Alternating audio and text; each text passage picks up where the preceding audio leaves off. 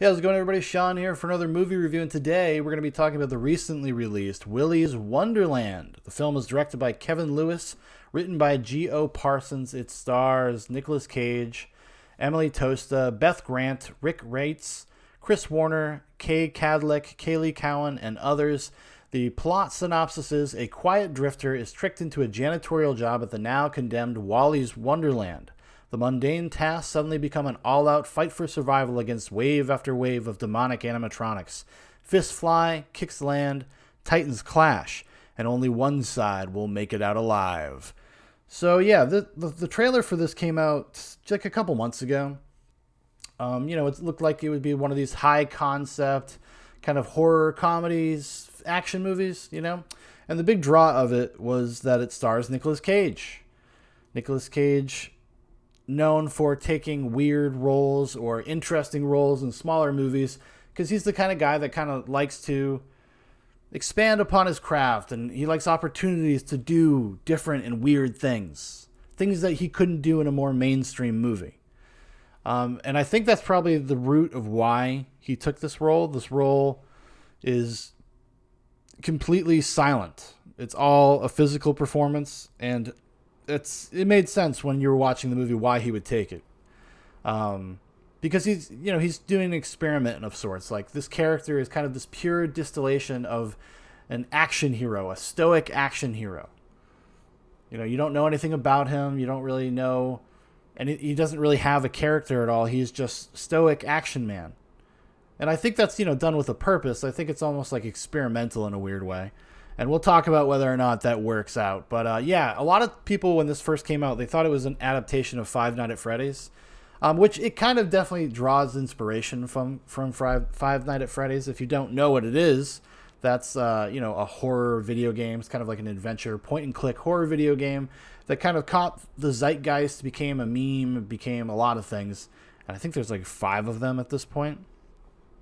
Which is a cool story, actually. The guy who made Five Nights at Freddy's, he was like working at a Dollar General when he was developing the first game, and then the game comes out and ends up being this huge kind of thing, this huge moment for him. So he goes from just a few weeks, he goes from working at Dollar General to being relatively okay financially. He did very well on that game because he did it all himself in his bedroom.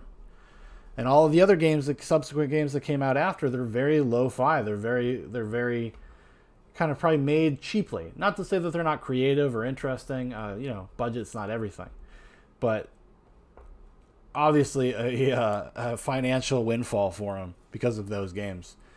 Anyways, so the movie at hand itself, right off the bat, this is not a great movie. It's not. I wouldn't even say it's very good.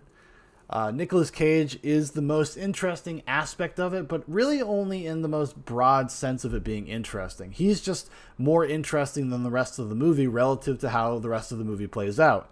Because it's not like cheesy, it's just very unmodulated. It doesn't seem like it knows kind of what it's doing. Like something like this, you would expect to be more overtly funny, have more of a sense of self-awareness as well. And it does in moments. It just doesn't maintain it all the way through. It was surprisingly like a dour, negative feeling movie. Like, it doesn't, even the pace of it feels kind of glacial. It's only like 90 minutes long, and I felt like I was watching it for like 2 hours. It was just like, when is this going to be over?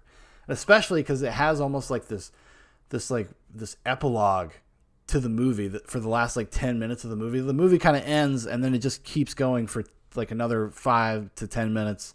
And I was really confused as to like why even bother? We're not like enriching anything. It doesn't even make sense in terms of like what just happened, but there you go. I don't know.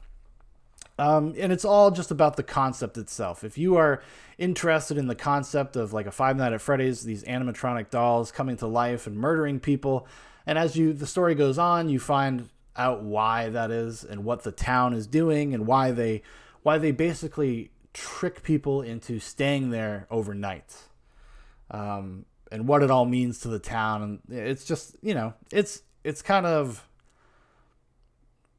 it could be interesting. Like, it could have been a really fun time, and I think in more like able hands, somebody that could just like have a better better hold on what they were trying to accomplish, especially with the tone. The tone of the movie is just so weird because on the one hand, it's like a kooky Nicolas Cage movie, and on the other hand, it's just like this really bad teen horror slasher thing that's going on with it. Because there's kind of like, for a lot of the movie, there's like an A and B plot, which is, the A plot is what Nicolas Cage is doing, and the B plot is kind of these teenagers that want to burn down the building. Because this place has a kind of a storied history. They know that people go in there and they know that they die. Maybe they don't understand completely why, and why the adults or why the sheriffs and the mechanic and everybody like is in on trying to get people into this building. But they think they need to destroy it because of reasons, I guess. It's never really even very clear what the motivations of the teenagers are, or what connection they personally have to this building that would make them want to do it. It's like, I guess you could have done this thing where it could have been somebody that was related to somebody that had been there, and maybe they were looking for their family member or their loved one or whatever, and they go to the town, and that's why they do what they do. But they don't even give you that. It's so paper thin.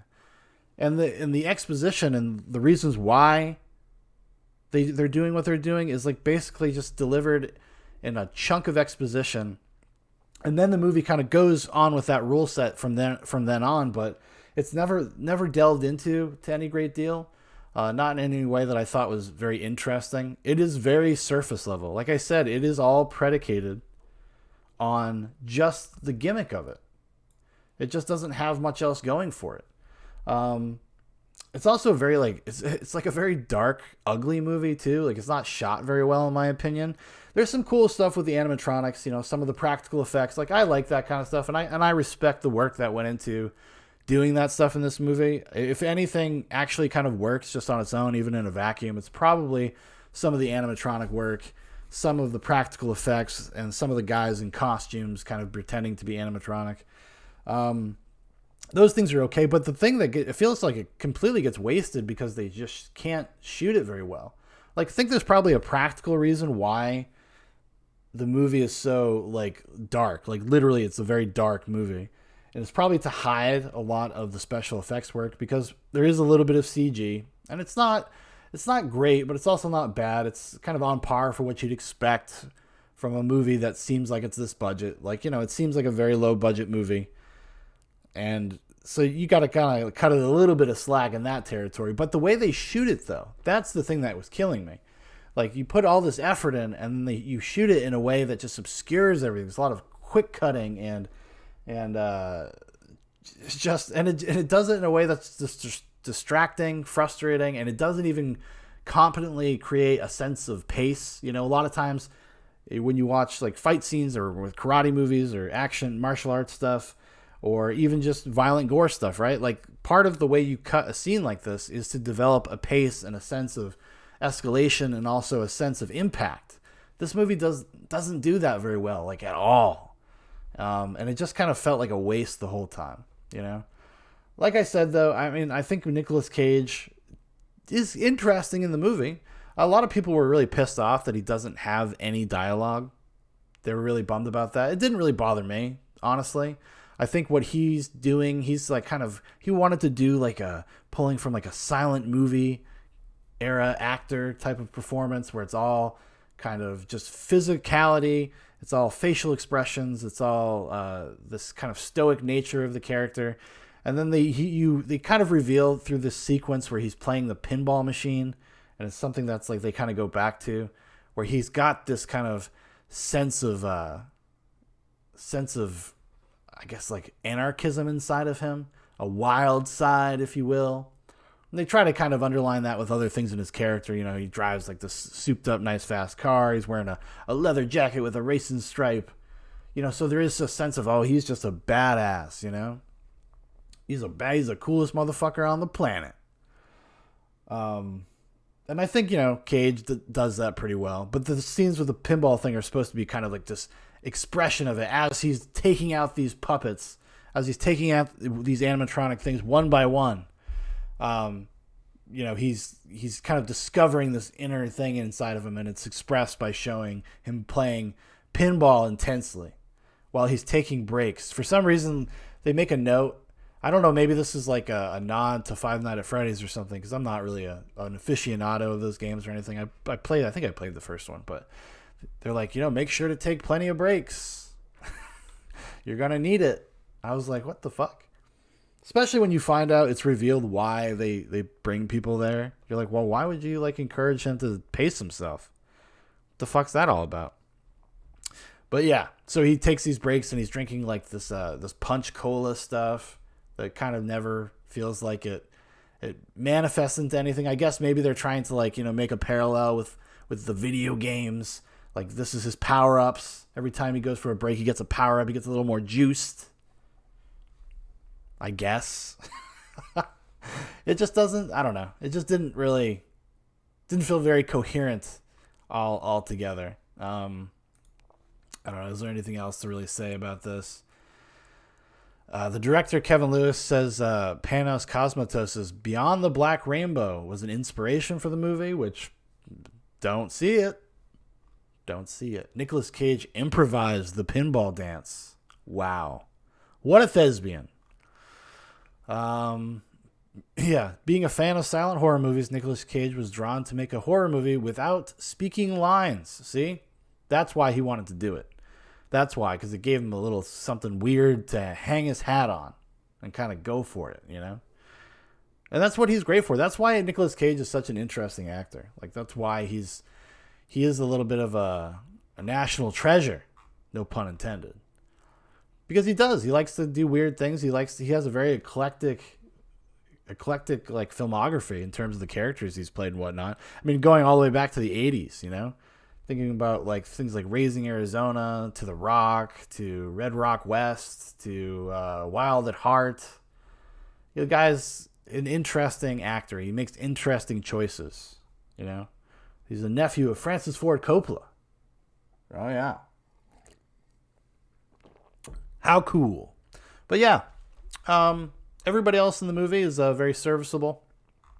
Too bad, actually. I think some of the teen characters, these kid characters, are kind of just bad. Seems like community theater casting. I could be wrong.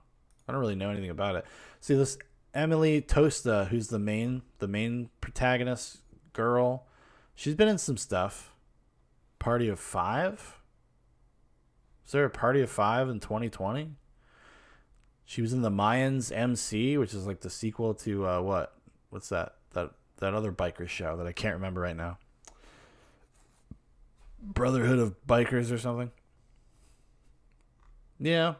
No, not my favorite movie. Honestly, don't spend $20 on this movie. Don't do it. You're going to regret it. I think even if you were inclined to, say, like it more than I did, this is definitely something to either wait until it's like $5 or probably just wait until it's on a streaming service. It will be at some point. It will be.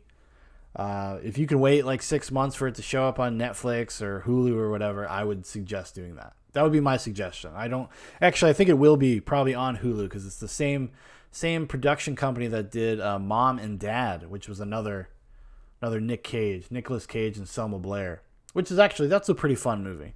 Not a great movie by any stretch of the imagination, but another fun Nicolas Cage movie with a unique concept and super violent. Actually, I would say Mom and Dad has probably the tone that you're looking for in something like Willy's Wonderland. It's actually able to achieve it, where it has kind of this mean-spiritedness to it, but it's also kind of funny. Yeah, actually, just go watch Mom and Dad. If you want something to watch, like a goofy Nicolas Cage horror thriller, go watch Mom and Dad. That's a pretty good time. All right, everybody, thank you for watching. Thank you for listening. If you'd like to know more about Zoobox, there's a bunch of links in the description for Facebook, for Instagram, for my Twitter, for my brother Dan's Twitter. Also, leave a comment. Are you excited about this movie? Have you seen it? What did you think of it? Or would you rather just watch Mom and Dad? Like me. Goodbye.